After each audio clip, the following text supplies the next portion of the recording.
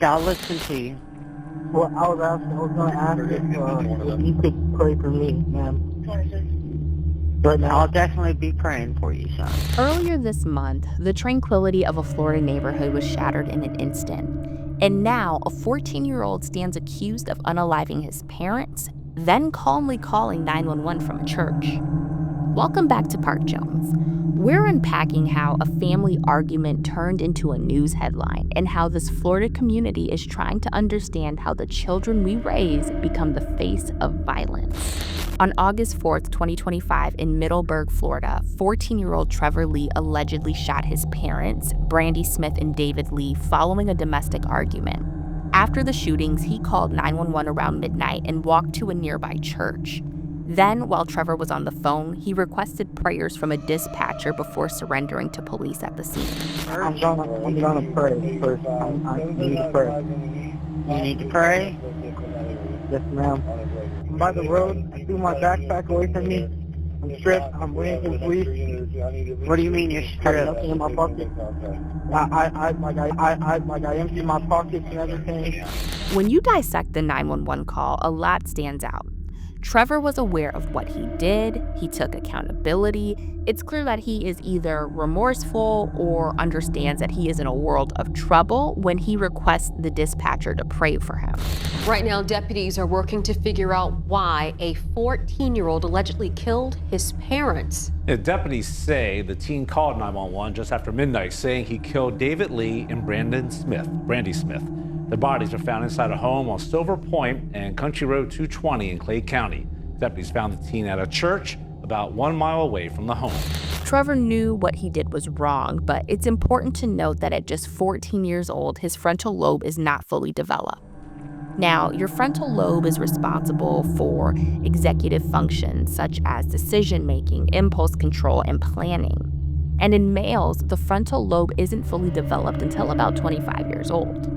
On his way to the church, Trevor called his sister and shared some details of what happened. In another 911 call, a caller from out of state tried to understand what could have happened. I'm out of state. I'm in the military. I don't know what goes on. But they just had a good day. They went to the movies, bro. They went to the movies. Trevor also called a close friend to tell him that he loved him. It doesn't seem that Trevor shared details about the incident, but clearly this was a friendship he cherished, and he probably found comfort in talking to his friend, knowing that he would be surrendering shortly. Kyrie Bayman is his best friend and says he would never have thought this possible. He was funny, charismatic. He always brought good energy, good vibes. They were probably the best or one of the best families I knew. They were funny, and they treated me very well. They told me all the time that they loved me like a son. In this situation, it is easy for us to make assumptions, and so far, everyone who has come out to speak on Trevor has spoken highly of him. And despite the circumstances, his sister has asked the public to not call him a monster. Good kid, straight A student. Don't know what caused him to do it, so. Brandi's cousin, James Lewis, still can't believe it. I guess I never know what caused him to do that, because like I say, he had good parents. So for him to, do that, we don't know why. He says the family seemed close and always got along. Now, an old Facebook post from Brandi has recently gone viral where she expresses the difficulty in raising her son. In the post, she said, "This little boy gives me pure hell. Everything I did to my parents, I'm getting it back times 10. Y'all keep us lifted up in prayer." So Trevor is clearly much younger in this post. So did Brandi post this in a moment of frustration driven by growing pains? Because I'm almost certain that she did not make this post thinking that years later her own son would take her life. All that to say, is Trevor a troubled kid who has had behavioral issues for quite some time? Or is he a good kid whose judgment was clouded by his emotions? I'm shocked, honestly. I'm I'm taking a little loss for words that this has happened. Deputies say there was an argument last night between Trevor and his parents that led up to the shooting. And after the murder, Lee walked to a nearby church and turned himself over to deputies. Russell says when she lived at home, their family dynamic was normal.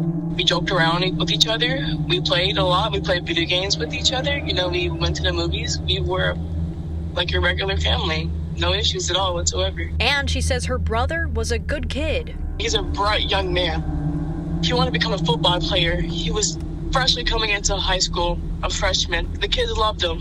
You know, he had friends. Lots of friends. She says she had no idea about the argument or any issues between her brother and parents. But despite this horrific tragedy, Russell says she still loves her little brother. Did he make a mistake? Yes. He made a big mistake. A huge one. My little brother, he is not a monster. Brandi Smith and David Lee are gone. And now 14-year-old Trevor Lee sits in jail waiting for what's next. A grand jury has indicted him on 2 counts of first degree, and he will be tried as an adult. Every story like this, tragic, confusing, deserves more than headlines. It demands that we question how love, fear, and silence intersect and identify the cracks in our social fabric.